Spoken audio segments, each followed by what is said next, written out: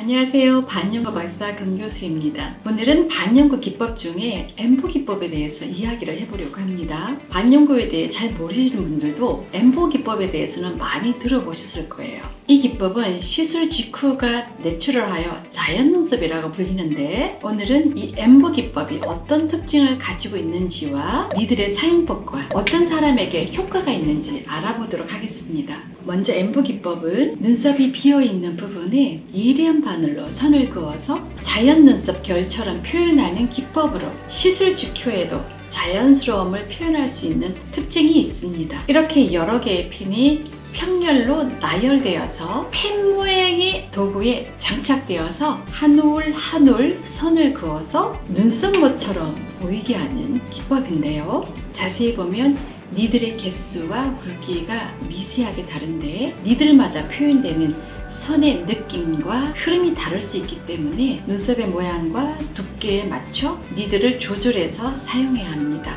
반영 과정 엠보 기법의 테크닉에서는 꼭 명심해야 될 두 가지 핵심이 있어요. 첫 번째 핵심 포인트는 피부를 가르는 니들의 깊이 조절입니다. 니들이 피부 깊숙이 들어가게 되면 색이 진하게 남아 강하게 보이고, 나중에 색이 빠지지도 않으며 옅어질 때도 번지고 얼룩져 보이게 됩니다. 하지만 니들이 피부에 들어가는 깊이를 육안으로 측정할 수 없기 때문에 피부에 선을 그을 때 일정하게 갈라질 수 있도록 훈련을 해야 하며, 피부에 스크래치를 낼 때 라멜라 구조에서 나는 소리로 깊이를 판단해야 합니다. 칼날 사이사이에 묻힌 색소가 스크래치 낸 자리에 균일하게 침투되어야 탈각 후 자연스럽게 유지하다가 지워집니다. 깊이가 고르지 않으면 빠질 때 지저분하고 도트 형식으로 빠지는 단점이 있습니다. 둘째는 눈썹 모의 흐름입니다. 눈썹은 크게 앞머리, 바디, 꼬리 이렇게 세 부분으로 나뉘는데, 앞머리는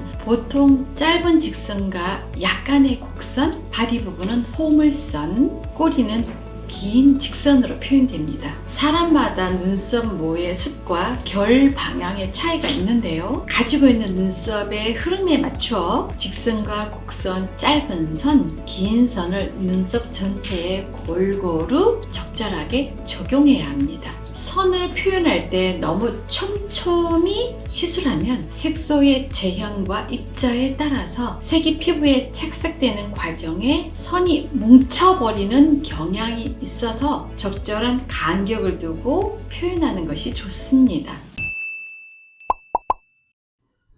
그럼 이 엠보 기법이 어떤 사람에게 적용되어야 할까요? 눈썹 숱이 없는 사람에게 필요하죠? 여러분 아직도 이렇게 생각하세요? 아닙니다.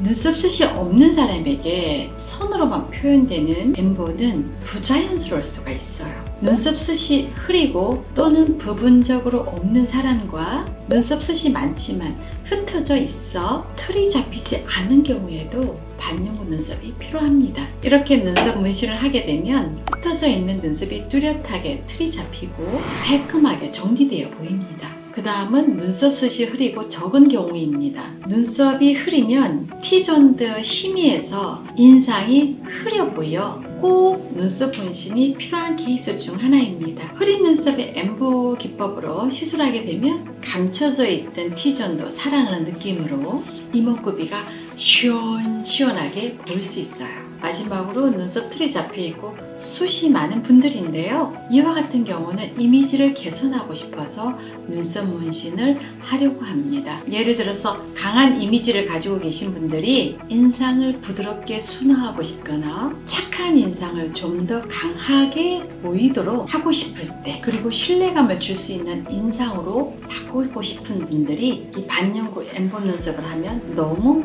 좋겠죠? 그러나 여러분, 내가 선호하는 기법으로 시술을 받기보다도 나의 이미지와 눈썹의 상태에 맞춰서 시술 받는 것이 제일 좋다는 사실 잊지 마세요.